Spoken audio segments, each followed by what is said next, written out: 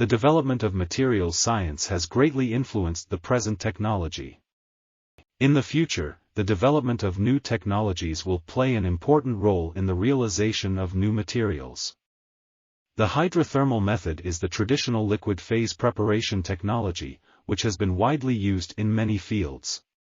However, the hydrothermal method has resulted in many new methods during the long-term research process, such as adding other force fields, such as direct current, electric, magnetic, and microwave fields. This paper describes the different hydrothermal and microwave methods and their reaction mechanisms, experimental findings, and application scenarios. This article is titled, Conventional and Microwave Hydrothermal Synthesis and Application of Functional Materials, a review, and was authored by Guijun Yang and Soo-Jin Park.